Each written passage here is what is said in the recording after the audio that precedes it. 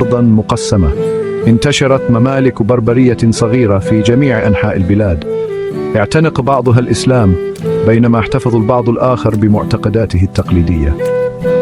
كانت الصحراء الكبرى حاجزا، ولكنها كانت أيضا جسرا للتجارة.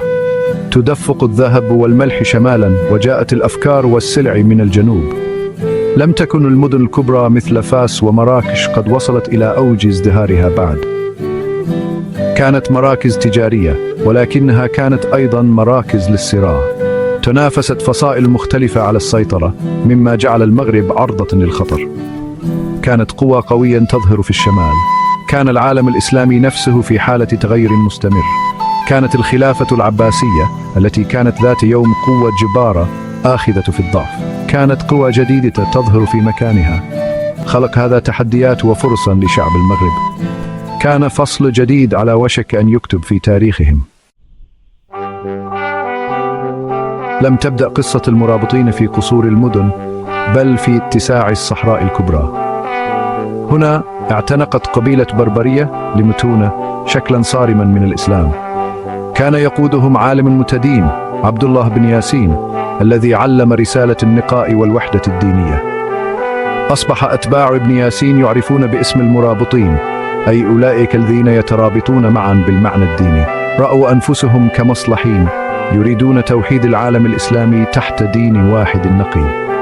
نمت قوتهم العسكرية أثناء غزوهم للقبائل المجاورة، وسرعان ما سيطروا على طرق التجارة المهمة عبر الصحراء الكبرى.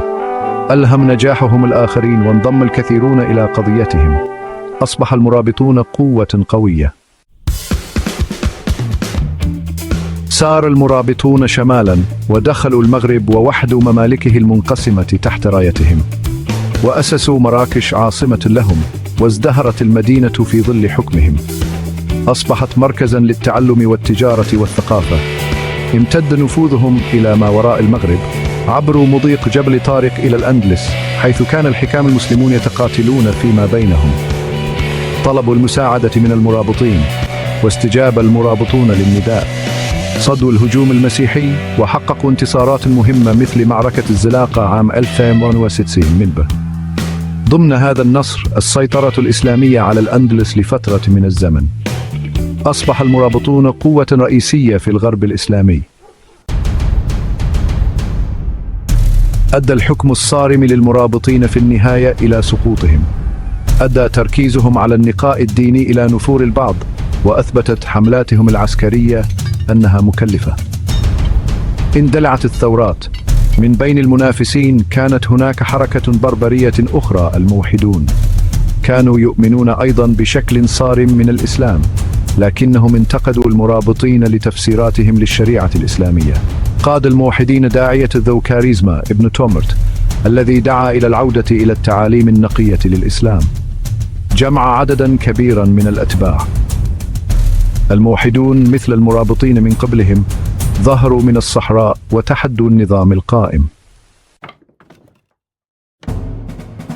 هزم الموحدون المرابطين تدريجيا.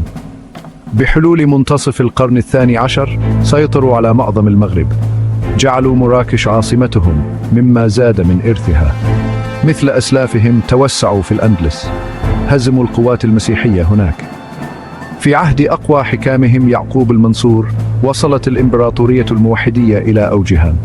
كان قائدا عسكريا وإداريا ماهرا، أشرف على فترة من الاستقرار والازدهار. وسعى الإمبراطورية إلى شمال إفريقيا. ترك الموحدون مثل المرابطين من قبلهم أثرا دائما. وحدوا المغرب تحت سلالة واحدة قوية، وحافظوا على الحكم الإسلامي في الأندلس. تركوا وراءهم إرثا ثقافيا وفكريا غنيا. قصتهم جزء لا يجزأ من التاريخ المغربي والإسلامي. لم يكن الموحدون مجرد غزات، كانوا رعاة للفنون والعلوم. بنوا مساجد وقصورا رائعة، أنشأوا مدارس ومكتبات، دعموا العلماء والفنانين. كان عهدهم بمثابة العصر الذهبي في التاريخ المغربي. من أشهر إنجازاتهم المعمارية مسجد الكتبية في مراكش. مؤذنته الشاهقة رمز مميز للمدينة. كما بنى الموحدون جامعات مثل تلك الموجودة في فاس ومراكش. أصبحت هذه الجامعات مراكز للتعلم في جميع أنحاء العالم الإسلامي. كان البلاط الموحدي مركزاً للنشاط الفكري. توافد العلماء من مختلف أنحاء العالم الإسلامي إلى عاصمتهم. انخرطوا في مناقشات حول الفلسفة واللاهوت والقانون. كان الموحدون متسامحين مع وجهات النظر الدينية المختلفة. عزز هذا مناخاً فكرياً نابضاً بالحياة. الإمبراطورية الموحدية مثل كل الإمبراطوريات انحدرت في النهاية. أضعفت الانقسامات الداخلية قوتهم. اندلعت الثورات في أجزاء مختلفة من الإمبراطورية. اكتسبت حركة الاسترداد المسيحية في الأندلس زخما. تعرض الموحدون لهزيمة كبيرة في معركة العقاب عام مانرم. كانت هذه نقطة تحول أضعفت سيطرتهم على الأندلس. تقدمت الممالك المسيحية تدريجيا جنوبا واستعادة الأراضي المفقودة. بحلول منتصف القرن الثالث عشر كانت الإمبراطورية الموحدية قد انهارت وتفتت إلى ممالك أصغر. سيطر المارينيون على المغرب. سقط آخر معقل للموحدين عام 1900. لم تعد إمبراطوريتهم موجودة. على الرغم من أن فترة حكمهم كانت قصيرة نسبيا، إلا أن المرابطين والموحدين تركوا بصمة لا تمحى على التاريخ. وحدوا المغرب ووضعوا الأساس لدولة قوية مركزية. دافعوا عن الإسلام في الأندلس وأخروا حركة الاسترداد المسيحية لأكثر من قرن. إرثهم الثقافي مهم بنفس القدر. لقد غيروا الهندسة المعمارية المغربية بمساجدهم وقصورهم وحصونهم الرائعة.